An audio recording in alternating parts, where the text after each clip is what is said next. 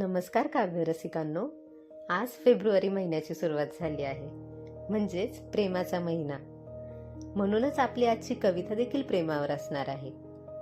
पण मंडळींनो, प्रेम कधी शब्दात व्यक्त होत नाही. ते चंद्रप्रकाशात, मंद वाऱ्यात आणि निसर्गाच्या अबोल साक्षीत हळूच उमलत जातं.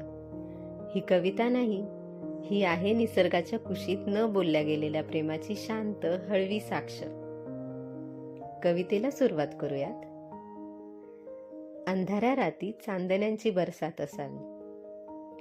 अंधाऱ्या राती चांदण्यांची बरसात असावी, रात्रानीही मग तुझ्या स्पर्शांनी बहरून जावी. हवेची ती मंद झुळूक मज बिलगून अशी यावी. हवेची ती मंद झुळूक मज बिलगून अशी यावी, चंद्रानेही मग तुझ्या भेटीची साक्ष द्यावी. संथ वाहणाऱ्या नदीने जणू कानात काही सांगावे. संथ वाहणाऱ्या नदीने जणू कानात काही सांगावे, घरट्याकडे जाणाऱ्या पाखरांनीही संगीत गुणगुणावे. तुझ्या स्वप्नात गुंतून मनोमनीच मी लाजावे.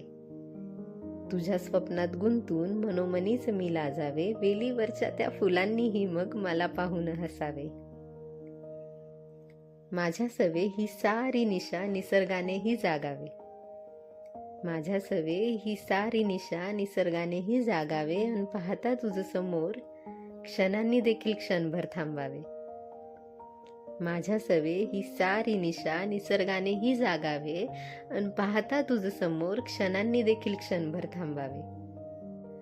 जर या ओळींमध्ये तुम्हालाही कोणीतरी सापडलं असेल तर ही कविता त्या व्यक्तीला जरूर पाठवा.